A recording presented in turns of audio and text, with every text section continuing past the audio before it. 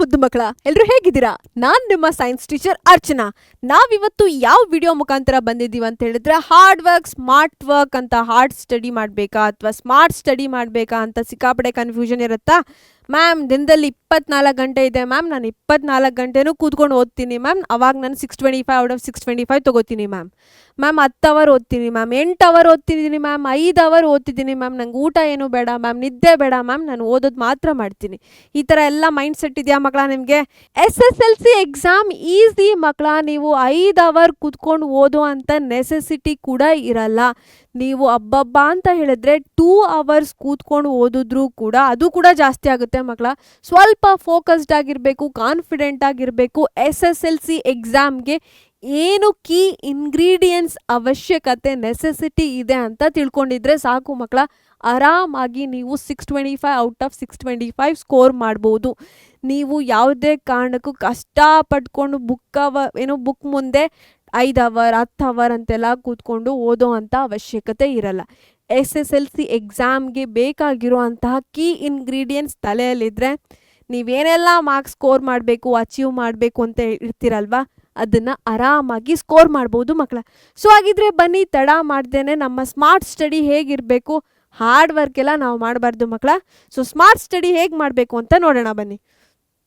So hard work ಮಾಡ್ತಿರ್ತಾರೆ ನಮ್ಮ ಮುದ್ದು ಕಂದಮ್ಮಗಳು. ಮ್ಯಾಮ್ ಇವಾಗ ಜೂನಿಂದ ನಮ್ಮ ಸ್ಕೂಲ್ ಸ್ಟಾರ್ಟ್ ಆಗುತ್ತೆ ಮ್ಯಾಮ್, ನಾನು ಸ್ಕೂಲಲ್ಲಿ 8 ಅವರ್ ಇರ್ತೀನಿ ಮ್ಯಾಮ್, ಇನ್ನು ಮಿಕ್ಕಿದ 8 ಅವರಲ್ಲಿ ನಾನು ಓದ್ತಾನೆ ಇರ್ತೀನಿ ಮ್ಯಾಮ್, ಇನ್ನು 8 ಅವರಲ್ಲಿ ನಿದ್ದೆ ಮಾಡೋದು, ಎಕ್ಸ್ಟ್ರಾ ಕರಿಕ್ಯುಲರ್ ಏನೆಲ್ಲ ಆ್ಯಕ್ಟಿವಿಟೀಸ್ ಇದೆ ಅದನ್ನು ಮಾಡ್ತೀನಿ ಮ್ಯಾಮ್. ಆ ಥರ ಎಲ್ಲ ಮೈಂಡ್ಸೆಟ್ ಬೇಡ ಮಕ್ಕಳ. ನಾವು ಡೈಲಿ ಎಷ್ಟು ಅವರ್ ಓದೋಣ? 2 ರಿಂದ 3 ಅವರ್ ಓದಿದ್ರೂ ಸಾಕು ಮಕ್ಕಳ. ಇದು ಕೂಡ ಜಾಸ್ತಿ ಆಗಿರುತ್ತೆ. ಆದರೆ ಕಾನ್ಫಿಡೆಂಟಾಗಿರಬೇಕು, ಕಾನ್ಸಂಟ್ರೇಟ್ ಮಾಡಬೇಕು, ಫೋಕಸ್ಸಲ್ಲಿ ಓದಬೇಕು, ಮತ್ತು ಓದಿದ್ದನ್ನು ರಿವೈಸ್ ಮಾಡಬೇಕು. ಇಷ್ಟು ಇದ್ದರೆ ನಮಗೆ ಡೈಲಿ 2 to 3 ಅವರ್ಸ್ ಸಾಕು ಮಕ್ಕಳ. ಯಾವುದು ದಿನವೂ ಸ್ಕಿಪ್ ಮಾಡಿದೆ ಡೈಲಿ ಓದ್ತೀನಿ ಮ್ಯಾಮ್, ನಾನು ಒಂದಿನ 10 ಅವರ್ ಓದ್ಬಿಡ್ತೀನಿ, ಒಂದಿನ 24 ಅವರ್ ಓದ್ಬಿಡ್ತೀನಿ, ಆ ಥರ ಎಲ್ಲ ಇರಬಾರ್ದು. ಡೈಲಿ 2 ರಿಂದ 3 ಅವರ್ ಓದ್ತಿದ್ದೀನಿ ಅನ್ನೋ ಥರ ಮೈಂಡ್ಸೆಟ್ ಇರಬೇಕು. ಯಾವುದೋ ಒಂದು ದಿನಕ್ಕೆ ಓದ್ತೀನಿ ಮ್ಯಾಮ್ ಅನ್ನೋ ಥರ ಇದ್ದರೆ ಅದು ಕಂಪ್ಲೀಟ್ ತಪ್ಪಾಗುತ್ತೆ. ನೀವು ಎಕ್ಸಾಮ್ ಹಿಂದಿನ ದಿನ ಹಾರ್ಡ್ ವರ್ಕೇ ಮಾಡಬೇಕಾಗುತ್ತೆ. 24 hours ಅಂತ ಹೇಳಿದ್ರೆ ಇನ್ನೂ ಎಕ್ಸ್ಟ್ರಾ ಬೇಕಾಗುತ್ತೆ ನಿಮಗೆ ಸಿಲೆಬಸ್ ಕಂಪ್ಲೀಟ್ ಮಾಡೋದಕ್ಕೆ. ಅದಕ್ಕೋಸ್ಕರ ಈ ಥರ ಎಲ್ಲ ಪ್ಲ್ಯಾನ್ ಮಾಡಬೇಡಿ. ಸೊ ಡೈಲಿ ನಾನು 2 ರಿಂದ 3 ಅವರ್ ಓದ್ತಿದ್ದೀನಿ, ಕಾನ್ಸಂಟ್ರೇಟ್ ಮಾಡಿ ಇರ್ತೀನಿ, ಫೋಕಸ್ಡ್ ಆಗಿರ್ತೀನಿ, ನನ್ನನ್ನು ನಾನು ಟ್ರಸ್ಟ್ ಮಾಡ್ಕೋತೀನಿ ಅಂತ ನಿಮ್ಮ ಮೈಂಡ್ಸೆಟ್ ಫಿಕ್ಸ್ ಆದರೆ ಇದು ಸ್ಮಾರ್ಟ್ ವರ್ಕ್ ಆಗುತ್ತೆ ಮಕ್ಕಳ. ಸರಿ, ನೆಕ್ಸ್ಟ್ ಈ ಹಾರ್ಡ್ ವರ್ಕ್ಗೂ ಸ್ಮಾರ್ಟ್ ವರ್ಕ್ಗೂ ಅಥವಾ ಕಷ್ಟಪಟ್ಟು ಓದೋದಕ್ಕೂ ನಾವು ಸ್ಮಾರ್ಟಾಗಿ ಬುದ್ಧಿ ಯೂಸ್ ಮಾಡಿಬಿಟ್ಟು ಓದೋದಕ್ಕೂ ಏನು ವ್ಯತ್ಯಾಸ ಇದೆ ಅಂತ ನೋಡೋಣ. ಮೊದಲು ಹಾರ್ಡ್ ಸ್ಟಡಿ ಅಂತ ಹೇಳಿದ್ರೆ ಓದಿದ್ದನ್ನೇ ಮತ್ತೆ ಓದೋದು.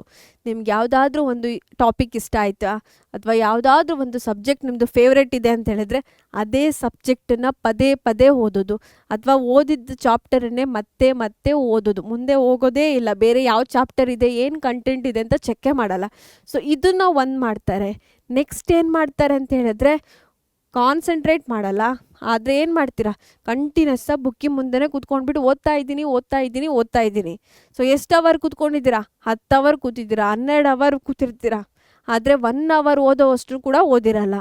ನೆಕ್ಸ್ಟು ಪ್ಲ್ಯಾನಿಂಗ್ ಇರಲ್ಲ. ಏನು ಓದ್ತಿದ್ದೀನಿ, ಯಾಕೆ ಓದ್ತಿದ್ದೀನಿ, ಇದು ಇಂಪಾರ್ಟೆಂಟಾ, ಇದು ಎಕ್ಸಾಮಿಗೆ ಬರುತ್ತಾ, ಆ ಥರ ಎಲ್ಲ ಪ್ಲ್ಯಾನ್ ಮಾಡಿರಬೇಕು. ಈ ಟೈಮಲ್ಲಿ ಇದನ್ನು ಮುಗಿಸ್ಬಿಡ್ಬೇಕು. ಆ ಥರ ಪ್ಲ್ಯಾನಿಂಗ್ ಇಲ್ಲದೇ ಸುಮ್ಮನೆ ಓದ್ತಿದ್ದೀರಾ ಅಂತ ಹೇಳಿದ್ರೆ ನೋ ಯೂಸ್, ಸುಮ್ಮನೆ ಟೈಮ್ ವೇಸ್ಟ್ ಆಗ್ತಿದೆ. ಸೊ ನೆಕ್ಸ್ಟ್ ಏನು ಮಕ್ಕಳ, ಲಾಸ್ಟ್ ಮಿನಿಟ್ ಪ್ರಿಪ್ರೇಷನ್ ಇದೆ. ಯಾವ ಥರ ಅಂತ ಹೇಳಿದ್ರೆ ನಾಳೆ ಓದಿದ್ರಾಯ್ತು, ಇನ್ನು ಎಕ್ಸಾಮಿಗೆ ಇನ್ನೂ 10 ತಿಂಗಳಿದೆ, ಇವಾಗಲೇ ಓದ್ಬಿಟ್ಟು ಏನು ಮಾಡೋಣ ಅಂತ ಹೇಳ್ಬಿಟ್ಟು ಪುಷ್ ಮಾಡ್ತಾನೇ ಇರ್ತೀರ. ಆಮೇಲೆ ಎಕ್ಸಾಮ್ ಮಾರ್ಚಲ್ಲಿ ಇರುತ್ತೆ, ಆವಾಗ ಎಕ್ಸಾಮ್ ಹಿಂದಿನ ದಿನ ಕೂತ್ಕೊಂಡ್ಬಿಟ್ಟು ಬುಕ್ಕಲ್ಲಿ ಏನಿದೆ ಅಂತ ಚೆಕ್ ಮಾಡ್ತೀರಾ.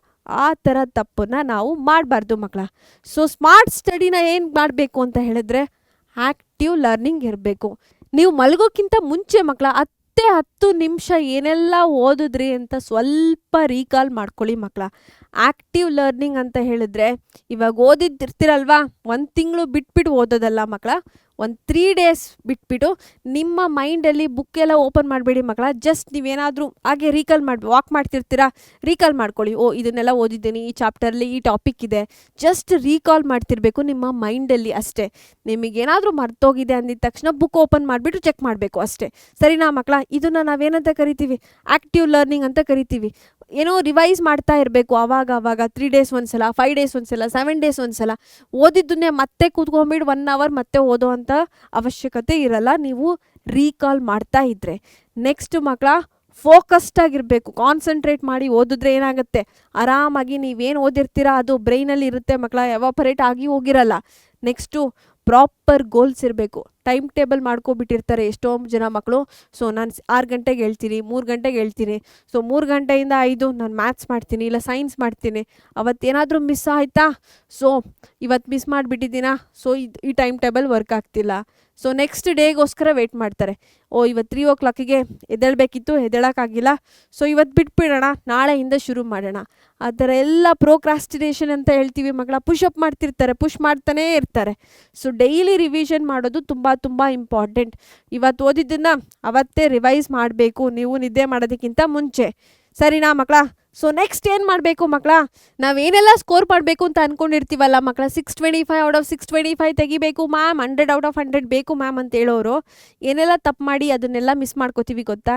ಇಲ್ಲಿ ಲಿಸ್ಟ್ ಮಾಡಿದ್ದೀರಿ ನೋಡಿ ಮಕ್ಕಳ, ಇನ್ನೂ ಇದು ಎಂಡ್ಲೆಸ್ ಲಿಸ್ಟ್ ಮಕ್ಕಳ, ಇನ್ಫಿನಿಟಿಗೆ ಹೋಗ್ತಾನೇ ಇರುತ್ತೆ. ಅದರಲ್ಲಿ ನಾನು ಮೇಯ್ನ್ ಇರೋವನ್ನ ತೊಗೊಂಬಂದು ಇಲ್ಲಿ ಹಾಕಿದ್ದೀನಿ. ಮೊದಲನೇದು, ಎಕ್ಸಾಮ್ ಮುಂಚೆನೇ ಓವರ್ ಥಿಂಕಿಂಗ್ ಇರುತ್ತೆ. ಇದು ಆಗುತ್ತಾ, ಇದು ಆಗಲ್ವಾ, ನನ್ನ ಕೈಯಲ್ಲಿ ಆಗುತ್ತಾ ಅಂತ ನಿಮ್ಮನ್ನು ನೀವೇ ಡೌಟ್ ಮಾಡ್ಕೋತಿರ್ತೀರ. ಮತ್ತು ಮುಂದೆ ಬರೋದನ್ನ ಇವಾಗಲೇ ಯೋಚನೆ ಮಾಡಿಕೊಂಡು ಸಿಕ್ಕಾಪಟ್ಟೆ ತಲೆ ಕೆಡಿಸ್ಕೊತೀರ. ಪ್ರೆಸೆಂಟ್ ಏನು ಮಾಡ್ತಿದ್ದೀರಾ ಅದನ್ನು ಮಾತ್ರ ಮಾಡಿ ಮಕ್ಕಳ. ಓದ್ತಿದ್ದೀರಾ ಅಷ್ಟನ್ನು ಮಾತ್ರ ಓದಬೇಕು. ನೀವು ರಿಸಲ್ಟ್ ಬಗ್ಗೆ ತಲೆ ಕೆಡಿಸ್ಕೋಬೇಡಿ. ನಿಮ್ಮ ಗೋಲ್ ಫಿಕ್ಸ್ ಮಾಡ್ಕೊಳ್ಳಿ, ಅದಕ್ಕೆ ಏನೆಲ್ಲ ಸ್ಮಾರ್ಟ್ ಸ್ಟಡಿ ಬೇಕೋ ಅಷ್ಟನ್ನು ಮಾತ್ರ ಮಾಡಬೇಕು, ಸರಿನಾ? ನೆಕ್ಸ್ಟು, ಅನ್ರಿಯಲಿಸ್ಟಿಕ್ ಟೈಮ್ ಟೇಬಲ್ ಮಾಡಿರ್ತಾರೆ. ಏನಂತ ಹೇಳಿದ್ರೆ 3 o'clockಗೆ ಎದ್ದೇಳೋಣ, ಅವ್ರಿಗೆ ಹೇಳೋ ಅಂಥ ಅಭ್ಯಾಸನೇ ಇರಲ್ಲ. ಆದ್ರೂ ಏನು 3 o'clockಗೆ ಎದ್ದೇಳ್ಬಿಟ್ಟು ನಾನು ಓದ್ತೀನಿ, 3 AM ಎದ್ದೇಳ್ಬಿಟ್ಟು ಓದ್ತೀನಿ, ಈ ಥರ ಎಲ್ಲ ಅವ್ರ ಕೈಯಲ್ಲಿ ಆಗಲ್ಲ ನೋಡಿ. ಆ ಥರ ಎಲ್ಲ ಟೈಮ್ ಟೇಬಲ್ ಮಾಡ್ಕೋತಾರೆ. ಸೊ ಇವತ್ತು ಎದ್ದೇಳೋಕ್ಕಾಗಲ್ವಾ, ಸೊ ನೆಕ್ಸ್ಟ್ ಡೇ ಓದೋಣ ಅಂತ ತಲೆಯಲ್ಲಿರುತ್ತೆ, ಬಟ್ ನೆಕ್ಸ್ಟ್ ಡೇನೂ ಅದೇ ಆಗುತ್ತೆ. ಸೊ ನೀವು ಕಂಫರ್ಟೇಬಲ್ ಆಗಿ 6 o'clockಗೆ ಎದ್ದೇಳ್ತೀರಾ, ಇಟ್ಸ್ ಓಕೆ, ನೀವು 6ಗೆ ಎದ್ದೇಳ್ಬಿಟ್ಟು ಓದಿ. ಸೊ ನಿಮಗೆ ಏನಾಗುತ್ತೆ ಅಚೀವೆಬಲ್ ಟೈಮ್ ಟೇಬಲ್ ಇದೆಯಲ್ಲ ಅದನ್ನು ಮಾಡ್ಕೋಬೇಕು. ಇಲ್ಲ ಅಂದರೆ ಟೈಮ್ ಟೇಬಲೇ ಮಾಡೋಕ್ಕೆ ಹೋಗಬೇಡಿ, ಆದರೆ ಗೋಲ್ಸ್ ಇರಬೇಕು. ನಾನು ಟೈಮ್ ಟೇಬಲ್ಗಿಂತ ಗೋಲ್ಸನ್ನ ಪ್ರಿಫರ್ ಮಾಡಿ ಅಂತ ಹೇಳ್ತೀನಿ. ನೆಕ್ಸ್ಟ್ ಏನು, ಹೈಲೈಟಿಂಗ್ ಎವ್ರಿಥಿಂಗ್. ಸೊ ಟೆಕ್ಸ್ಟ್ ಬುಕ್ಕಲ್ಲಿ ಏನೆಲ್ಲ ಇದೆಯಲ್ವಾ, ವರ್ಡ್ ಟು ವರ್ಡ್ ಹೈಲೈಟ್ ಆಗಿಬಿಟ್ಟು ನೆಕ್ಸ್ಟ್ ಟೈಮ್ ಅದು ಟೆಕ್ಸ್ಟ್ ಬುಕ್ ಓಪನ್ ಮಾಡಿ ನೀವೇ ಓದಬೇಕು ಅಂತ ಅನಿಸಲ್ಲ. ಆ ಥರ ಟೆಕ್ಸ್ಟ್ ಬುಕ್ಕಲ್ಲಿ ಇದು ಒಂದು ಪೇಜ್ ಇದೆ ಅಂತ ಅಂದ್ಕೊಳ್ಳಿ, ಎಲ್ಲದನ್ನು ಅಂಡರ್ಲೈನ್ ಮಾಡಿರೋದು, ಏನು ಓದಬೇಕು ಅಂತಲೇ ಗೊತ್ತಾಗಲ್ಲ ನೆಕ್ಸ್ಟ್ ಟೈಮ್ ಓಪನ್ ಮಾಡಿದ್ರೆ. ಈ ಥರ ಮಾಡಿರ್ತೀರಾ. ನೆಕ್ಸ್ಟು, ಓದಿದ್ದನ್ನು ಮತ್ತೆ ರಿವೈಸ್ ಮಾಡೋದೇ ಇಲ್ಲ, ಮರ್ತೋಗ್ಬಿಡ್ತೀರಾ. ನೆಕ್ಸ್ಟ್ ಏನು ಮಾಡ್ತೀರಾ, ಬರೀ ಓದೋದು, ಇನ್ನೊಂದು ಬರೆಯೋದನ್ನು ಮರ್ತೇ ಹೋಗಿರ್ತೀರ. ಎಕ್ಸಾಮ್ ದಿನವೇ ಬರೆಯೋದು ಅಂತ ಫಿಕ್ಸ್ ಆಗಿರ್ತಾರೆ. ಸೊ ಆ ಥರ ಮಾಡಿದ್ರೆ ನಿಮ್ಮ ಟೈಮ್ ಮ್ಯಾನೇಜ್ಮೆಂಟ್ ಇದೆಯಲ್ವಾ, ಆಗಲ್ಲ ಮಕ್ಕಳ. ಸೊ 3 hours 15 minutes ಅಂತ ಹೇಳಿರ್ತಾರಲ್ವ, ನೀವು 3 hours 15 minutesಲ್ಲಿ ಇದನ್ನ ಪೇಪರನ್ನು ಮುಗ್ಸೋಕ್ಕೆ ಆಗಲ್ಲ, ನಿಮಗೆ ಇನ್ನೂ 1 hour ಎಕ್ಸ್ಟ್ರಾ ಬೇಕಾಗುತ್ತೆ. ಸೊ ಅದಕ್ಕೋಸ್ಕರ ಓದೋದ್ರ ಜೊತೆ ಬರೆಯೋದನ್ನು ಕೂಡ ಪ್ರಾಕ್ಟೀಸ್ ಮಾಡಬೇಕು. ನೆಕ್ಸ್ಟು, ಪ್ರೋಕ್ರಾಸ್ಟಿನೇಷನ್ ಅಂತ ಹೇಳಿದ್ರೆ ಪುಷ್ ಮಾಡೋದು, ಪೋಸ್ಟ್ಪೋನ್ ಮಾಡೋದು, ಮುಂದೆ ಆಗ್ತಾನೇ ಹೋಗೋದು. ಇವಾಗ ಕೆಲವು ಮಕ್ಕಳು ಹೇಗೆ ಮೈಂಡ್ಸೆಟ್ ಇರುತ್ತೆ ಅಂತ ಹೇಳಿದ್ರೆ, ಇವತ್ತು ನಾನು 7 PM ಕೂತ್ಕೊಂಡ್ಬಿಟ್ಟು 8 PM ಸೈನ್ಸ್ ಓದ್ತೀನಿ ಅಂತ ಇರ್ತಾರೆ. ಮೈಂಡಲ್ಲಿ ಅದು ಫಿಕ್ಸ್ ಆಗಿರುತ್ತೆ. ಸೊ 7:05 ಆಗಿಬಿಡ್ತಾ, ಇವತ್ತು ಲೇಟ್ ಆಗಿಬಿಡ್ತು, ಸೊ 7:05 ಆಗಿಬಿಡ್ತು, ಇವಾಗ ಓದೋದು ಬೇಡ, ನಾಳೆ ಕರೆಕ್ಟಾಗಿ 7 PM ಕೂತ್ಕೊಂಡು ಓದೋಣ, ಅಲಾರಾಮ್ ಎಲ್ಲ ಇಟ್ಕೊಳ್ಳೋಣ ಅಂತ ಇವತ್ತು ಓದೋದನ್ನೇ ಮರ್ತೋಗ್ಬಿಡ್ತಾರೆ. ನಾಳೆ ಅಂತ ಪುಷ್ ಮಾಡ್ತಾರೆ. ಆ ಥರ ಮಾಡಬಾರ್ದು. ಸೊ 5 ನಿಮಿಷ ಲೇಟ್ ಆಯಿತಾ, ಇಟ್ಸ್ ಓಕೆ, 7:05ಗೆ ಕೂತ್ಕೊಂಡು ಓದೋಣ, 8:05 ತನಕ ಓದೋಣ ಅನ್ನೋ ಥರ ಮೈಂಡ್ಸೆಟ್ ಇರಬೇಕು. ಯಾವುದೇ ಕಾರಣಕ್ಕೂ ಇವತ್ತು ಮಿಸ್ ಆಯಿತಾ 1 ನಿಮಿಷ, ನಾಳೆಯಿಂದ ಕರೆಕ್ಟಾಗಿ ಓದೋಣ ಅಂತ ನಾಳೆ ಅನ್ನೋ ವರ್ಡನ್ನ ಯೂಸ್ ಮಾಡಬಾರ್ದು. ಲೇಟ್ ಆಯಿತಾ ಪರವಾಗಿಲ್ಲ, ಎಕ್ಸ್ಟ್ರಾ ಟೈಮಲ್ಲಿ ಓದೋಣ ಅಂತ ಅನ್ಕೋಬೇಕು. 7:05ಗೆ ಶುರು ಮಾಡಿದ್ರೆ 8:05 ತನಕ ಇನ್ನೂ 5 minutes ಎಕ್ಸ್ಟೆಂಡ್ ಮಾಡಿ ಓದೋಣ ಅನ್ನೋ ಥರ ನಮ್ಮ ಮೈಂಡ್ಸೆಟ್ ಇರಬೇಕು, ಸರಿನಾ ಮಕ್ಕಳ? ನೆಕ್ಸ್ಟ್ ಏನು ಮಾಡ್ತೀರಾ, spending more time on homework ಮಾಡೋದಕ್ಕೆ, ನೋಟ್ಸ್ ಮಾಡೋದಕ್ಕೆ, ಪ್ರಾಜೆಕ್ಟ್ಸ್ ಮಾಡೋದಕ್ಕೆ, ಫಾರ್ಮೇಟಿವ್ ಅಸೆಸ್ಮೆಂಟ್ಸ್ ಅಂತೆಲ್ಲ ಬರುತ್ತಲ್ಲ, ಅದಕ್ಕೋಸ್ಕರ ನಿಮ್ಮ ಸಮಯನ ವೇಸ್ಟ್ ಮಾಡ್ತಿರ್ತೀರಾ. ಡೆಕೋರೇಟ್ ಮಾಡಿಬಿಟ್ಟು ಸ್ಕೂಲಲ್ಲಿ ನೋಟ್ಸ್ ಕೊಡ್ತಿರ್ತಾರೆ, ಅವಾಗ ಬರ್ಕೊಳ್ಳಲ್ಲ. ನಾವು ಏನು ಮಾಡ್ತೀವಿ, ಮನೆಗೆ ಹೋಗ್ಬಿಟ್ಟು ದುಂಡಾಗಿ ನೀಟಾಗಿ ಕಲರ್ಸ್ ಎಲ್ಲ ಯೂಸ್ ಮಾಡಿಬಿಟ್ಟು ನೋಟ್ಸ್ ಮಾಡೋಣ ಅಂತ ಟೈಮ್ ವೇಸ್ಟ್ ಮಾಡ್ತಿದ್ದೀರಾ ಮಕ್ಕಳ. ಹೋಮ್ ವರ್ಕ್, ನೋಟ್ಸ್ ಮತ್ತು ಪ್ರಾಜೆಕ್ಟ್ ವರ್ಕ್ ಎಕ್ಸೆಟ್ರಾ ಏನೆಲ್ಲ ಇದೆ ಅದು ಎಷ್ಟು ಕ್ವಿಕ್ಕಾಗಿ ಫಾಸ್ಟಾಗಿ ನಿಮಗೆ ಮುಗ್ಸೋಕ್ಕಾಗುತ್ತಾ ಅಷ್ಟು ಫಾಸ್ಟಾಗಿ ನೀವು ಮುಗಿಸ್ಬೇಕು, ಸರಿನಾ? ಇಲ್ಲಿ ನೀವು ಜಾಸ್ತಿ ಟೈಮನ್ನು ಸ್ಪೆಂಡ್ ಮಾಡಬಾರ್ದು. ನೀವು ಓದೋದಕ್ಕೆ ಬರೆಯೋದಕ್ಕೆ ಮಾತ್ರ ಸ್ಪೆಂಡ್ ಮಾಡಬೇಕು. ನಿಮ್ಮ ನೋಟ್ಸ್ ಮಾಡ್ಕೊಳ್ಳೋದಕ್ಕೆ, ಹೋಮ್ ವರ್ಕ್ ಕಂಪ್ಲೀಟ್ ಮಾಡ್ಕೊಳ್ಳೋದಕ್ಕೆ, ನಿಮ್ಮ ಪ್ರಾಜೆಕ್ಟ್ ವರ್ಕ್ಗೆಲ್ಲ ಸಮಯನ ವ್ಯರ್ಥ ಮಾಡಬಾರ್ದು. ನೆಕ್ಸ್ಟ್ ಏನು ಅಂತ ಹೇಳಿದ್ರೆ 50-10 ರೂಲ್. ಹಾಗಂದರೆ ಏನು ಮ್ಯಾಮ್ ಅಂತ? ಸೊ 1 ಅವರಲ್ಲಿ ಕಂಟಿನ್ಯೂಸ್ ಆಗಿ ಫೋಕಸ್ ಮಾಡಿ ಓದೋಕ್ಕಾಗತ್ತಾ ಮಕ್ಕಳ? ನಿಮಗೆ ಆ ಥರ ಅಭ್ಯಾಸ ಇರಲ್ಲ ಅಂತ ನಾವೇನು ಮಾಡ್ಬೋದು, ಇದನ್ನು 50 ಮಿನಿಟ್ಸ್ ನಾನು ಕಾನ್ಸಂಟ್ರೇಟ್ ಮಾಡಿ ಓದ್ತೀನಿ, ಇನ್ 10 ಮಿನಿಟ್ಸ್ ನಾನು ಬ್ರೇಕ್ ತೊಗೋತೀನಿ, 10 ಮಿನಿಟ್ಸ್ ಏನು ಮಾಡ್ತೀನಿ ನಾನು ಬ್ರೇಕ್ ತೊಗೋತೀನಿ ಅಂತ ಇರಬೇಕು, ಸರಿನಾ?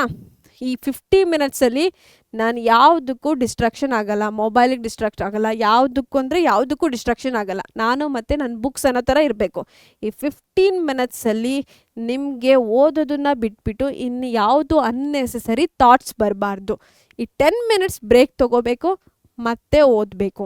ಮ್ಯಾಮ್ 50 ಮಿನಿಟ್ಸ್ ಕಷ್ಟ ಆಗುತ್ತೆ ಮ್ಯಾಮ್ ಕಾನ್ಸಂಟ್ರೇಟ್ ಮಾಡಿ ಓದೋದಕ್ಕೆ ಅಂತ ಹೇಳಿದ್ರೆ, ನೀವು ಇದನ್ನು ಹೇಗೆ ಮಾಡ್ಕೋಬೋದು ಅಂತ ಹೇಳಿದ್ರೆ 25 ಮಿನಿಟ್ಸ್ ಓದಿ ಮಕ್ಕಳ, ಇನ್ 5 ಮಿನಿಟ್ಸ್ ಬ್ರೇಕ್ ತೊಗೊಳ್ಳಿ. ಸೇಮ್ ಲಾಜಿಕ್ಕನ್ನೇ ನಾನು ಏನು ಮಾಡಿದ್ದೀನಿ, ಇನ್ನೂ ಒಂದು ಸ್ವಲ್ಪ ಚಂಕ್ ಮಾಡಿದ್ದೀನಿ, ಪೀಸ್ ಮಾಡಿದ್ದೀನಿ, ಓಕೆನಾ? 50 ಮಿನಿಟ್ಸ್ ಬದಲು 25 ಮಿನಿಟ್ಸ್ ಓದಿ, 5 ಮಿನಿಟ್ಸ್ ಬ್ರೇಕ್ ತೊಗೊಳ್ಳಿ. ಆ 5 ಮಿನಿಟ್ಸ್ ಬ್ರೇಕ್ ತೊಗೊಂಡಾದ್ಮೇಲೆ ಮತ್ತೆ ಬನ್ನಿ, ಈ 25 ಮಿನಿಟ್ಸ್ ಲಾಜಿಕ್ಕನ್ನು ಮತ್ತೆ ಕಂಟಿನ್ಯೂ ಮಾಡಿ. 25 ಮಿನಿಟ್ಸ್ ಓದ್ತೀರಾ, ಮತ್ತೆ 5 ಮಿನಿಟ್ ಬ್ರೇಕ್ ತೊಗೋತೀರಾ. ಈ ಥರ ಯೋಚನೆ ಮಾಡಬೇಕು. ನೆಕ್ಸ್ಟ್ ಬಂದುಬಿಟ್ಟು ಸಬ್ಜೆಕ್ಟ್ ವೈಸ್ ಸ್ಮಾರ್ಟ್ ಸ್ಟ್ರಾಟಜಿ ಇರಬೇಕು. ಸೊ ಸೈನ್ಸ್ ಅಂತ ತೊಗೊಂಡ್ರೆ ನಮಗೆ ಗೊತ್ತು, ಫಿಸಿಕ್ಸ್ ಅಂತ ತೊಗೊಂಡ್ರೆ ಭೌತಶಾಸ್ತ್ರದಲ್ಲಿ ಫಾರ್ಮುಲಾಸ್ ಇಂಪಾರ್ಟೆಂಟ್, ನ್ಯೂಮರಿಕಲ್ಸ್ ಮೇಲೆ ಸಿಕ್ಕಾಪಟ್ಟೆ ಕ್ವೆಶ್ಚನ್ಸ್ ಬಂದಿರುತ್ತೆ. ನಮ್ಮ ಮಾರ್ಕ್ಸ್ ಎಲ್ಲಿ ಜಾಸ್ತಿ ತೊಗೊಳೋದು ನಾವು ನ್ಯೂಮರಿಕಲ್ ಸಾಲ್ವ್ ಮಾಡಿದ್ರೆ ಮಾತ್ರ. ನಿಮಗೆ ಗೊತ್ತಿರುತ್ತೆ ಫಾರ್ಮುಲಾಸ್ ಬರುತ್ತೆ, ಕ್ವೆಶ್ಚನ್ಸ್ ಇದೆ, ನ್ಯೂಮರಿಕಲ್ಸ್ ಇದೆ ಈ ಚಾಪ್ಟರಿಂದ ಅಂತ ಗೊತ್ತು. ಆದರೆ ನೀವೇನು ಮಾಡಲ್ಲ, ಸ್ಮಾರ್ಟಲ್ಲಿ ಸ್ಟ್ರಾಟಜಿ ಮಾಡಲ್ಲ. ಡೇ 1 ಕೂತ್ಕೊಳ್ಳಿ, ಎಲ್ಲ ಫಾರ್ಮುಲಾಸನ್ನು ಒಂದು ಪೇಜಲ್ಲಿ ನೋಟ್ ಮಾಡ್ಕೊಳ್ಳಿ, ಆಯಿತಾ? ಇಲ್ಲ ಒಂದು ಆ್ಯಂಡಿ ಬುಕ್ ಇಟ್ಕೊಳ್ಳಿ ಮಕ್ಕಳ ನಿಮ್ಮ ಜೇಬಲ್ಲಿ. ಸೊ ಯಾವಾಗೆಲ್ಲ ಫ್ರೀ ಇರ್ತೀರಾ ಅವಾಗ ಪಟ್ ಅಂತ ತೆಗೆದುಬಿಟ್ಟು ನೀವು ಫಾರ್ಮುಲಾಸ್ ಒಂದ್ಸಲ ನೋಡ್ಕೊಳ್ತಾ ಇದ್ದರೆ ನಿಮಗೆ ಮರ್ತೇ ಹೋಗಲ್ಲ ಮಕ್ಕಳ. ಎಕ್ಸಾಮ್ ಟೈಮಲ್ಲಿ ಸ್ಟ್ರೆಸ್ ಆಗೋದೇ ಇಲ್ಲ. ಈ ಫಾರ್ಮುಲಾ ಗೊತ್ತಿಲ್ಲ, ಏನು ಮಾಡೋದು ಅಂತೆಲ್ಲ ಲಾಸ್ಟ್ ಮಿನಿಟಲ್ಲಿ ಕೂತ್ಕೊಂಡು ಓದೋ ಅವಶ್ಯಕತೆ ಇರಲ್ಲ. ಯಾಕಂತಂದರೆ ನೀವು ಡೇ 1 ಬರ್ಕೊಂಬಿಡಿ, ಜೇಬಲ್ಲಿ ಇರಲಿ ನಿಮ್ಮ ಸ್ಕೂಲ್ ಯೂನಿಫಾರ್ಮಲ್ಲಿ. ಯಾವಾಗೆಲ್ಲ ಟೈಮ್ ಇರುತ್ತೆ ಅವಾಗೆಲ್ಲ ತೊಗೊಂಡು ನೋಡ್ತಾ ಇರಿ. ಸೊ ನಿಮಗೆ ವಿಷುವಲಿ ನೆನಪಿರುತ್ತೆ ಮಕ್ಕಳ, ಸರಿನಾ? ಈ ಥರ ನೀವು ಸಬ್ಜೆಕ್ಟ್ ವೈಸ್ ಸ್ಟ್ರಾಟಜಿ ಮಾಡಬೇಕು. ಸೇಮ್ ರೂಲ್ ನಿಮ್ಮ ಮ್ಯಾಥ್ಸ್ಗೂ ಅಪ್ಲೈ ಆಗುತ್ತೆ, ಅಲ್ಲೂ ಕೂಡ ಫಾರ್ಮುಲಾಸ್ ಇದ್ದೇ ಇದೆ. ಇದೇ ಥರ ನೀವು ಸೋಷಿಯಲ್ ಸೈನ್ಸ್ಗೆ ಮೈಂಡ್ ಮ್ಯಾಪ್, ಈ ಥರ ಎಲ್ಲ ನೀವು ಸಬ್ಜೆಕ್ಟ್ ವೈಸ್ ಸ್ಟ್ರಾಟಜಿ ಮಾಡಿದ್ರೆ ಆರಾಮಾಗಿ ಈಸಿಯಾಗಿ ಸ್ಕೋರ್ ಮಾಡ್ಬೋದು. ನೆಕ್ಸ್ಟು ಟಾಪರ್ ಸೀಕ್ರೆಟ್ ಹೇಳ್ತಿದ್ದೀನಿ, ಕರೆಕ್ಟಾಗಿ ಕೇಳಿಸ್ಕೊಳ್ಳಿ ಮಕ್ಕಳ. ಏನು ಮೊದಲನೇದು, ಲಾಸ್ಟ್ ಮಿನಿಟ್ ಕೂತ್ಕೊಂಡು ಹೋದಲ್ಲ, ರೆಗ್ಯುಲರಾಗಿ ಡೈಲಿ ಓದ್ತಾ ಇರ್ತಾರೆ. ಮತ್ತು ಅವ್ರೇನು ಮಾಡ್ಕೊಳ್ಳಲ್ಲ, ಟೈಮ್ ಟೇಬಲನ್ನು ತುಂಬ ಜನ ಮಾಡ್ಕೊಳ್ಳಲ್ಲ. ಟೈಮ್ ಟೇಬಲ್ ಅಂತ ಇರ್ತಿರಲ್ವ, ಆ ಟೈಮ್ ಟೇಬಲನ್ನು ಮಾಡ್ಕೊಳ್ಳಲ್ಲ. ಯಾಕಂತಂದರೆ ಅವ್ರೇನು ಮಾಡಿರ್ತಾರೆ, ಗೋಲ್ಸನ್ನ ಫಿಕ್ಸ್ ಮಾಡಿರ್ತಾರೆ. ಕೆಲವರು ಹೇಗೆ ಅಂತೇಳಿದ್ರೆ 6 to 7 ಮ್ಯಾಥ್ಸ್, 8 to 10 ಸೈನ್ಸ್, ಅಥವಾ 11 to 12 ಸೋಷಿಯಲ್ ಸೈನ್ಸ್. ಈ ಥರ ಟೈಮಲ್ಲಿ ಇರ್ತಾರೆ. ಆ ಟೈಮಲ್ಲಿ ಅದು ಕೆಲಸನ ಓದೋಕ್ಕಾಗಿಲ್ವಾ, ಏನೋ ಎಮರ್ಜೆನ್ಸಿ ಇದೆ, ಏನೋ ಮಿಸ್ ಮಾಡಿದ್ರಾ, ಅವತ್ತಿನ ಟೈಮ್ ಟೇಬಲನ್ನೇ ಮೂಡ್ ಆಫ್ ಮಾಡಿಬಿಡುತ್ತೆ, ನೆಕ್ಸ್ಟ್ ಏನೂ ಓದಿರಲ್ಲ. ಆ ಥರ ಎಲ್ಲ ಇರಬಾರ್ದು. ಅದ್ರ ಬದಲು ನಾವೇನು ಆಲ್ಟರ್ನೇಟಿವ್ ಮಾಡ್ಕೋಬೋದು ಅಂತ ಹೇಳಿದ್ರೆ, ಇವತ್ತು ನಾನು ಈ ಚಾಪ್ಟರ್ ಓದ್ತೀನಿ, ನೀವು ಈ 8 ಇಂದ 9 ಕೂತ್ಕೊಂಡು ಓದ್ತೀರಾ, ಅದು ನಿಮಗೆ ಬಿಟ್ಟಿದ್ದು. 10 to 11 ಕೂತ್ಕೊಂಡು ಓದ್ತೀರಾ, ಅದು ಕೂಡ ನಿಮಗೆ ಬಿಟ್ಟಿದ್ದು. ನೀವು ಯಾವ ಟೈಮಲ್ಲಾದರೂ ಓದಿ, ಇವತ್ತು ನಾನು ಈ ಚಾಪ್ಟರನ್ನು ಮುಗಿಸೇನೆ ನಾನು ಮಲ್ಗೋದು, ಆ ಥರ ಮೈಂಡ್ಸೆಟ್ ಇರಬೇಕು ಮಕ್ಕಳ. ಟೈಮ್ ಟೇಬಲ್ಗಿಂತ ನೀವು ಗೋಲ್ಸ್, ನಿಮ್ಮ ಗುರಿ ಇರಬೇಕು. ಇವತ್ತು ನಾನು ಈ ಚಾಪ್ಟರ್ ಮುಗಿಸೇನೆ ಮಲ್ಗೋದು. ನೀವು ಆಟ ಆಡ್ಕೊಂಡಾದರೂ ಬನ್ನಿ, ಊಟನಾದರೂ ಮಾಡಿ, ಏನಾದರೂ ಮಾಡಿ, ಯಾವ ಟೈಮಲ್ಲಿ ಏನಾದರೂ ಮಾಡಿ, ಬಟ್ ಮಲ್ಗೋದಕ್ಕಿಂತ ಮುಂಚೆ, ಈ ದಿನ ಕಂಪ್ಲೀಟ್ ಆಗೋದಕ್ಕಿಂತ ಮುಂಚೆ ನಾನು ಈ ಚಾಪ್ಟರನ್ನು ಮುಗಿಸ್ತೀನಿ. ಆ ಥರ ಮೈಂಡ್ ಸೆಟ್ ಇರಬೇಕು ಮಕ್ಕಳ. ನೆಕ್ಸ್ಟು, ಯಾವಾಗಲೂ ಹೇಳಿರೋ ಥರ ಅನ್ರಿಯಲಿಸ್ಟಿಕ್ ಗೋಲ್ಸ್ ಇರುತ್ತೆ ಅಥವಾ ಅನ್ರಿಯಲಿಸ್ಟಿಕ್ ಟೈಮ್ ಟೇಬಲ್ ಇರುತ್ತೆ. ನಿಮಗೆ ಅಚೀವ್ ಮಾಡೋದಕ್ಕೆ ಕಷ್ಟ ಆಗ್ತಿರುತ್ತೆ. ಆ ಥರ ಗೋಲ್ಸ್ ಅಥವಾ ಆ ಥರ ಟೈಮ್ ಟೇಬಲ್ ಇಟ್ಕೊಳ್ಬೇಡಿ. ಎಷ್ಟೋ ಮಕ್ಕಳು ಅಂತ ಹೇಳಿದ್ರೆ ಅವ್ರಿಗೆ ಒಂದು ಚಾಪ್ಟರ್ ಮಾತ್ರ ಒಂದು ದಿನಕ್ಕೆ ಕಂಪ್ಲೀಟ್ ಮಾಡೋಕ್ಕಾಗತ್ತೆ. ಸೊ ಒಂದು ಚಾಪ್ಟರ್ ಒಂದು ದಿನ ಕಂಪ್ಲೀಟ್ ಮಾಡೋಕ್ಕಾಗೋರಿಗೆ 10 ಚಾಪ್ಟರ್ ಒಂದೇ ದಿನದಲ್ಲಿ ಕಂಪ್ಲೀಟ್ ಮಾಡ್ಕೊಳ್ಳೋಣ. ಈ ಥರ ಅನ್ನೆಸೆಸರಿ ಗೋಲ್ಸನ್ನ ಇಟ್ಕೋಬೇಡಿ. ನಮಗೆ ಪಾಸಿಬಲ್ ಇರೋ ಅಷ್ಟು ಮಾತ್ರ ಗೋಲ್ ಸೆಟ್ ಮಾಡಿರಿ, ಅದನ್ನು ಮಾತ್ರ ನೀವು ಅಚೀವ್ ಮಾಡೋಕ್ಕಾಗೋದು. ಸರಿನಾ? ನೆಕ್ಸ್ಟ್ ಬಂದುಬಿಟ್ಟು ತುಂಬ ಇಂಪಾರ್ಟೆಂಟ್, ನಿಮ್ಮ PYQಸನ್ನು ಡೇ 1ಇಂದನೇ ತೊಗೋಬೇಕು ಮಕ್ಕಳ. ಯಾವ ಚಾಪ್ಟರಲ್ಲಿ ಯಾವ ಟಾಪಿಕ್ ತುಂಬ ರಿಪೀಟ್ ಆಗ್ತಿದೆ, ಯಾವ ಕ್ವೆಶ್ಚನ್ಸ್ ರಿಪೀಟ್ ಆಗ್ತಿದೆ ಅಂತ ನೀವು ಚೆಕ್ ಮಾಡೋದು ಮೋಸ್ಟ್ ಇಂಪಾರ್ಟೆಂಟ್ ಮಕ್ಕಳ. ಈ ಸ್ಟ್ರಾಟಜಿ ಯಾವಾಗಲೂ 100% ವರ್ಕ್ ಆಗುತ್ತೆ. ಫೇಲ್ ಆಗಿರೋ ಚಾನ್ಸಸ್ಸೇ ಇಲ್ಲ. ಇದು ತುಂಬ ಇಂಪಾರ್ಟೆಂಟ್. ನೆಕ್ಸ್ಟು, ರಿವಿಷನ್ ಮಾಡ್ತಾನೆ ಇರಬೇಕು. ನಿಮ್ಗೆ ಅರ್ಥ ಆಗಿಲ್ವಾ, ಡೌಟನ್ನು ಆವಾಗಲೇ ಕೇಳ್ಬಿಟ್ಟು ಕ್ಲಾರಿಫೈ ಮಾಡ್ಕೋಬೇಕು. ಕನ್ಸಿಸ್ಟೆನ್ಸಿ ಇರಬೇಕು. ಒಂದಿನ ಓದ್ಬಿಟ್ಟು 1 ತಿಂಗಳು ಬುಕ್ ಸವಾಸಕ್ಕೆ ಹೋಗಲ್ಲ ನಾನು, ಆಮೇಲೆ ಓದ್ತೀನಿ ಅನ್ನೋ ಥರ ಇರಬಾರ್ದು. ಡೈಲಿ ಅಂತ ವರ್ಡನ್ನು ಯೂಸ್ ಮಾಡಿದ್ದೀನಿ. ಡೈಲಿ ಓದಬೇಕು. ಕ್ವಾಲಿಟಿ ಓವರ್ ಕ್ವಾಂಟಿಟಿ ಅಂತ ಹೇಳಿದ್ರೆ, ನೀವು 10 ಪೇಜ್ ಯಾವ ಬುಕ್ ಓದೋಣ 10ಗೆ ಅಂತೆಲ್ಲ ಹುಡುಕ್ತಿರ್ತೀರಲ್ವ, ನಿಮ್ಮ ಟೆಕ್ಸ್ಟ್ ಬುಕ್ಕೇ ತುಂಬ ಇಂಪಾರ್ಟೆಂಟ್. ಅದರಿಂದನೇ ಕ್ವೆಶ್ಚನ್ಸ್ ಬರೋದು. ಸರಿನಾ? ನೀವೇನು ಮಾಡ್ತೀರಾ ಅಂತ ಹೇಳಿದ್ರೆ ಬುಕ್ ಕಲೆಕ್ಟರ್ ಆಗ್ತಿರ್ತೀರ. ಇದು ಚೆನ್ನಾಗಿದೆ ಅಂತ ಎಲ್ಲ ಬುಕ್ ಎತ್ಕೊಂಡ್ಬರ್ತೀರಾ. ಆಯಿತಾ? ಒಂದೇ ಟಾಪಿಕ್ಕನ್ನು 5-6 ಬುಕ್ಸಿಂದ ಓದೋದು ಟೈಮ್ ವೇಸ್ಟ್. ನಿಮಗೆ ಈಸಿ ಲ್ಯಾಂಗ್ವೇಜಲ್ಲಿ ನಿಮ್ಗೆ ಅರ್ಥ ಆಗೋ ಥರ ಯಾವುದು ಟೆಕ್ಸ್ಟ್ ಬುಕ್ಕಲ್ಲಿ ಇರುತ್ತಾ ಆ ಟೆಕ್ಸ್ಟ್ ಬುಕ್ ತೊಗೋಬೇಕು. ಒಂದು ಸಾಕು, ಆ ಟೆಕ್ಸ್ಟ್ ಬುಕ್ಕನ್ನೇ ನೀವು ಮಾಸ್ಟರ್ ಆಗಬೇಕು. ಸೊ 10 ಪೇಜ್ ಓದೋದು ವೇಸ್ಟು. ನೀವು 1 ಪೇಜನ್ನು ಕರೆಕ್ಟಾಗಿ ಅರ್ಥ ಮಾಡಿಕೊಂಡ್ರೆ ಅದು ತುಂಬ ಇಂಪಾರ್ಟೆಂಟ್. ಇನ್ನೂ ಒಂದೇನು ಅನ್ಕೋತೀರಾ, ಆನ್ಸರ್ ಬರಿಬೇಕಾದ್ರೆ 2 ಪೇಜ್ ಬರೆದ್ಬಿಟ್ರೆ ಮಾರ್ಕ್ಸ್ ಸಿಗುತ್ತೆ. ಸೊ ಕ್ವಾಂಟಿಟಿ ಇದೆ, 2 ಪೇಜ್, ಒಂದೊಂದು ಪೇಜಿಗೆ 2 ಮಾರ್ಕ್ಸ್ ಕೊಟ್ರು ನಾನು ಆರಾಮ್ ಪಾಸ್, ಈ ಥರ ಎಲ್ಲ ಲೆಕ್ಕ ಹಾಕ್ತೀರಾ. ಆ ಥರ ಏನೂ ಇಲ್ಲ ಮಕ್ಕಳ. ಇಲ್ಲಿ ಕ್ವಾಲಿಟಿ ಚೆಕ್ ಮಾಡ್ತಾರೆ. ಆ ಕ್ವೆಶ್ಚನಿಗೆ ಬೇಕಾಗಿರುವಂಥ ಆನ್ಸರ್ ಇದ್ದರೆ ಮಾತ್ರ ನಿಮಗೆ ಮಾರ್ಕ್ಸ್ ಸಿಗೋದು. ಇಷ್ಟನ್ನೆಲ್ಲ ನೀವು ತಲೆಯಲ್ಲಿ ಇಟ್ಕೋಬೇಕು. ಟಾಪರ್ ಆಗಬೇಕು ಅಂತ ಹೇಳಿದ್ರೆ ಕ್ವಾಲಿಟಿ ಇರಬೇಕು, ಕನ್ಸಿಸ್ಟೆನ್ಸಿ ಇರಬೇಕು, ಡೌಟನ್ನು ಆವಾಗಲೇ ಕ್ಲಾರಿಫೈ ಮಾಡ್ಕೋಬೇಕು, ಓದಿದ್ದನ್ನು ರಿವೈಸ್ ಮಾಡಬೇಕು. PYQs ಇದೆಯಲ್ಲ ಅದನ್ನು ಫಸ್ಟ್ ಚೆಕ್ ಮಾಡಬೇಕು. ಡೇ 1ಅಲ್ಲೇ ನಿಮಗೆ ಆಗೋ ಅಂತಹ ಗೋಲ್ಸನ್ನ ಸೆಟ್ ಮಾಡಬೇಕು. ಇವತ್ತು ಈ ಸಬ್ಜೆಕ್ಟಿನಲ್ಲಿ ಈ ಚಾಪ್ಟರ್ ಕಂಪ್ಲೀಟ್ ಮಾಡ್ತೀನಿ ಅಥವಾ ಈ ಟಾಪಿಕ್ ಕಂಪ್ಲೀಟ್ ಮಾಡ್ತೀನಿ ಅನ್ನೋ ಗೋಲ್ ತಲೆಯಲ್ಲಿ ಇರಬೇಕು. ಸರಿನಾ? ನೆಕ್ಸ್ಟ್ ಬಂದುಬಿಟ್ಟು ನೀವು ಓದೋಕ್ಕೆ ಕೂರ್ತಿರಲ್ವಾ, ಆ ಕೂರೋ ಪ್ಲೇಸ್ ಅಥವಾ ಎನ್ವೈರ್ನಮೆಂಟ್ ಕೂಡ ತುಂಬ ಇಂಪಾರ್ಟೆಂಟ್ ಆಗಿರುತ್ತೆ ಮಕ್ಕಳ. ಸೊ ಯಾವ ಥರ ಇರಬೇಕು ಅಂತ ಹೇಳಿದ್ರೆ, ನಿಮಗೆ ಯಾರು ಬಂದುಬಿಟ್ಟು ಡಿಸ್ಟರ್ಬ್ ಮಾಡಬಾರ್ದು. ಅದೇನಂತ ಹೇಳಿದ್ರೆ ತುಂಬ ಶಾಂತಿಯುತವಾಗಿರುತ್ತೆ, ತುಂಬ ಕಾಮಾಗಿರುತ್ತೆ. ಆ ಥರ ಪ್ಲೇಸಲ್ಲಿ ನೀವು ಕೂತ್ಕೋಬೇಕು. ಸರಿನಾ?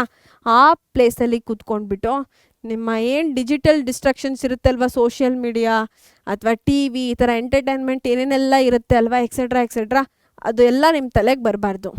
ನೆಕ್ಸ್ಟ್ ಬಂದುಬಿಟ್ಟು ಒಳ್ಳೆ ಗಾಳಿ ಮತ್ತು ಬೆಳಕು ಇರಬೇಕು. ಆ ಪ್ಲೇಸಲ್ಲಿ ಕೂತ್ಕೊಂಡು ನೀವು ಓದಬೇಕು. ಸೊ ಇದು 3 ಇರೋ ಅಂಥ ಜಾಗನ ನೀವು ಹುಡುಕಿ ಕೂತ್ಕೊಂಡು ಓದಬೇಕು. ಸರಿನಾ? ನೆಕ್ಸ್ಟ್ ಬಂದುಬಿಟ್ಟು ನಿಮಗೆ ಯಾವ ಥರ ಓದಿದ್ರೆ ಅರ್ಥ ಆಗತ್ತೆ ಅಂತ ನಿಮ್ಮ ಲರ್ನಿಂಗ್ ಸ್ಟೈಲನ್ನು ನೀವು ಯಾವ ಥರ ಕಲಿತೀರಾ ಅನ್ನೋದನ್ನು ನೀವೇ ಅರ್ಥ ಮಾಡ್ಕೋಬೇಕು. ಕೆಲವು ಮಕ್ಕಳುಗಳು ವಿಜುವಲ್ ಲರ್ನರ್ ಇರ್ತಾರೆ ಅಂತ ಹೇಳಿದ್ರೆ, ಕೆಲವು ಮಕ್ಕಳು ಏನೋ ವೀಡಿಯೋಸ್ ನೋಡಿದ್ರೆ ಬೇಗ ಕಲಿತಾರೆ. ಯಾವುದಾದ್ರೂ ಟಾಪಿಕ್ದು ವೀಡಿಯೋಸ್ ನೋಡಿದ್ರೆ ಬೇಗ ಅರ್ಥ ಮಾಡ್ಕೋತಾರೆ. ಸರಿನಾ? ಇನ್ನು ಕೆಲವು ಮಕ್ಕಳಿಗೆ ಈ ಥರ ಓರಲಿ ಹೇಳಿದ್ರೆ ಅರ್ಥ ಆಗುತ್ತೆ. ಇನ್ನು ಕೆಲವು ಮಕ್ಕಳಿಗೆ ಪ್ರಾಕ್ಟಿಕಲಾಗಿ ಅದನ್ನು ಆ ಎಕ್ಸ್ಪೆರಿಮೆಂಟನ್ನು ಟ್ರೈ ಮಾಡಿದ್ರೆ ಅರ್ಥ ಆಗುತ್ತೆ. ಸೊ ನೀವು ಈ 3 ಕ್ಯಾಟಗರಿಯಲ್ಲಿ ಯಾವ ಕ್ಯಾಟಗರಿಗೆ ಬರ್ತೀರಾ ಅಂತ ನೀವೇ ಚೆಕ್ ಮಾಡಬೇಕು. ಅನಲೈಸ್ ಮಾಡಿ. 1 ವೀಕ್ ಟೈಮ್ ತೊಗೋತೀರಾ, ಸೊ ತೊಗೊಳ್ಳಿ. ಇದನ್ನು ಟ್ರೈ ಮಾಡಿ. ವಿಜುವಲಿ ನೋಡಿದ್ರೆ ನಿಮ್ಗೆ ಅರ್ಥ ಆಗುತ್ತಾ, ಅಥವಾ ಯಾರಾದರೂ ಹೇಳಿಕೊಟ್ರೆ ಅಥವಾ ಕೇಳಿಸ್ಕೊಂಡ್ರೆ ನಿಮ್ಗೆ ಅರ್ಥ ಆಗುತ್ತಾ ಅಂತ ಟ್ರೈ ಮಾಡಿ. ಇಲ್ಲ ಪ್ರಾಕ್ಟಿಕಲಿ ಅವೈಲೇಬಲ್ ಇದ್ದರೆ ನಿಮ್ಮ ಲ್ಯಾಬ್ ಎಕ್ಸ್ಪೆರಿಮೆಂಟ್ಸ್ ಎಲ್ಲ ಚೆಕ್ ಮಾಡಿದ್ರೆ ಇಲ್ಲಿ ಅರ್ಥ ಆಗುತ್ತಾ ಅಂತ ಈ 3 ಡಿಫ್ರೆಂಟ್ ವೇನ ಟ್ರೈ ಮಾಡಿ. ನಿಮಗೆ ಯಾವುದು ಬೆಸ್ಟ್ ವೇ ಅಂತ ಅನಿಸುತ್ತಾ ಅದನ್ನು ಫಾಲೋ ಅಪ್ ಮಾಡಬೇಕು. ನೆಕ್ಸ್ಟ್ ಬಂದುಬಿಟ್ಟು ನಿಮಗೆ ನೋಟ್ಸ್ ಹೇಗೆ ಮಾಡೋದು ಅಂತ ಗೊತ್ತಿರಲ್ಲ ಅಲ್ವಾ? ಸ್ಟಾರ್ಟಿಂಗಲ್ಲಿ ನಿಮಗೆ ಓಕೆ, ಇಟ್ಸ್ ಓಕೆ. ನೀವು ನೋಟ್ಸ್ ಮಾಡ್ತಿದ್ದೀರಾ ಅಂತ ಹೇಳಿದ್ರೆ ನಿಮಗೆ ಯಾವ ಥರ ಪ್ರಿಸೈಸ್ ಇರಬೇಕು, ಕನ್ಸೈಸ್ ಹೇಗೆ ಮಾಡಿರಬೇಕು ಅಂತ ಗೊತ್ತಿರಲ್ಲ. ಡೇ ಒನ್ನಲ್ಲಿ ಏನು ಮಾಡಿ, ನಿಮ್ಗೇನೆಲ್ಲ ಗೊತ್ತಿದೆ ಎಲ್ಲದನ್ನೂ ಬರ್ಕೊಳ್ಳಿ. ಎಕ್ಸಾಂಪಲ್ಸ್ ಇದೆ, ತುಂಬ ಡೀಟೇಲಾಗಿ ಒಂದು 5-6 ಪೇಜ್ ಆಗೋ ಥರ ಬರೀತೀರಾ, ಪರವಾಗಿಲ್ಲ. ನಿಮ್ಮ ಹ್ಯಾಂಡ್ ರೈಟಿಂಗ್ ಸ್ಪೀಡ್ ಜಾಸ್ತಿ ಆಗುತ್ತೆ, ಇಟ್ಸ್ ಓಕೆ. ಒಂದ್ಸಲ ಟ್ರೈ ಮಾಡಿ, ಸರಿನಾ? ನೋಟ್ಸ್ ಬರಿವಾಗ ಡೇ ಒನ್ ಹೆಂಗಿರುತ್ತೆ ಅಂತ ಹೇಳಿದ್ರೆ ನಿಮ್ಮ ನೋಟ್ಸು ಎಲ್ಲದೂ ಇರುತ್ತೆ. ಸೊ ಇದು ಇಂಪಾರ್ಟೆಂಟ್ ಅಂತ ಬ್ರೈನ್ ಹೇಳ್ತಿರುತ್ತೆ. ಸೊ ತುಂಬ ಡೀಟೇಲ್ಡಾಗಿ ಬರ್ತಿರ್ತೀರ ನೋಟ್ಸನ್ನು. ಇದು ಬೇಕು ಎಲ್ಲ ಬೇಕು ಅಂತ ಒಂದು ಸಿಂಪಲ್ ಟಾಪಿಕ್ಗೆ ಒಂದು 2-3 ಪೇಜ್ ಆಗೋ ಥರ ನೋಟ್ಸ್ ಮಾಡ್ತಿರ್ತೀರ. ಸೊ ನೆಕ್ಸ್ಟ್ ನೀವು ಅದೇ ನೋಟ್ಸನ್ನ ಓದೋದಕ್ಕೆ ಕೂತ್ಕೊಂಡಾಗ ನಿಮಗೆ ಅನಿಸುತ್ತೆ, ಸೊ ಇದೆಲ್ಲ ಅನ್ನೆಸೆಸರಿ, ಇದು ಬೇಡ, ಈ ಕ್ವೆಶ್ಚನ್ ಅಥವಾ ಈ ಟಾಪಿಕ್ಗೆ ಅವಶ್ಯಕತೆ ಇಲ್ಲ ಅಂತ ಅನಿಸ್ಬಿಟ್ಟು ನೀವೇನು ಮಾಡ್ತೀರಾ, ಶಾರ್ಟ್ಕಟ್ಟಲ್ಲಿ ಅದನ್ನೆಲ್ಲ ರಿಮೂವ್ ಮಾಡ್ತಾ ಹೋಗ್ತೀರಾ. ನೆಕ್ಸ್ಟ್ ಇನ್ನೂ ಒಂದು ಸಲ ಓದೋಕೆ ಕೂತ್ಕೊಂಡಾಗ ನಾನು ಆ್ಯಕ್ಟಿವ್ ರೀಕಾಲ್ ಅಂತ ಹೇಳಿದ್ನಲ್ವಾ, ನೆಕ್ಸ್ಟ್ ಇನ್ನೂ ಒಂದು ಸಲ 5 ಡೇಸ್ ಅಥವಾ 7 ಡೇಸ್ಗೆ ಒಂದು ಸಲ ರೀವಿಸಿಟ್ ಮಾಡಿದಾಗ ನಿಮಗೆ ಅನಿಸುತ್ತೆ, ಇನ್ನೂ ಏನು ಮಾಡಿಬಿಡ್ತೀರಾ, ಶಾರ್ಟ್ ಮಾಡಿಬಿಟ್ಟು ಆ ಟಾಪಿಕ್ಕನ್ನು 1 ಪೇಜಿಗೋ ಅಥವಾ ಅರ್ಧ ಪೇಜಿಗೋ ತೊಗೊಂಬರ್ತೀರ. ಸೊ ನೀವು ಆ್ಯಕ್ಟಿವ್ ರೀಕಾಲ್ ಪದೇ ಓದ್ತಾ ಇದ್ದರೆ ನಿಮಗೆ ಒಂದು ಐಡಿಯಾ ಸಿಗುತ್ತೆ. ಸೊ ಇದು ಇಷ್ಟೊಂದು ಅವಶ್ಯಕತೆ ಇಲ್ಲ, what is necessity for that particular topic ಅಂತ. ಆ ಟಾಪಿಕ್ಗೆ ನಿಮಗೆ ಏನು ಅವಶ್ಯಕತೆ ಇದೆ ಅಂತ ನಿಮಗೆ ಗೊತ್ತಾಗುತ್ತೆ. ನಾನು ಈ ವಿಡಿಯೋದಲ್ಲಿ ನೀವು ಯಾವ ಥರ ಸ್ಮಾರ್ಟ್ ಸ್ಟಡಿ ಮಾಡಬೇಕು ಅಂತ ಕೆಲವು ಕೀ ಟಿಪ್ಸ್ಗಳನ್ನು ಹೇಳಿದ್ದೀನಿ ಮಕ್ಕಳ. ಸೊ ನೀವು ಇದನ್ನೇ ಫಾಲೋ ಮಾಡಿದ್ರೆ ನಿಮ್ಮ ಅಚೀವೆಬಲ್ ಗೋಲ್ಸ್ ಅಂತ ಏನಿದೆ ಅಲ್ವಾ, 625 ಔಟ್ ಆಫ್ 625 ಅಂತ ಆರಾಮಾಗಿ ಸ್ಕೋರ್ ಮಾಡೋದಕ್ಕೆ ಈಸಿ ಆಗುತ್ತೆ ಮಕ್ಕಳ. ಸೊ ನಿಮ್ಮೆಲ್ರಿಗೂ ಥ್ಯಾಂಕ್ ಯು ಮಕ್ಕಳ.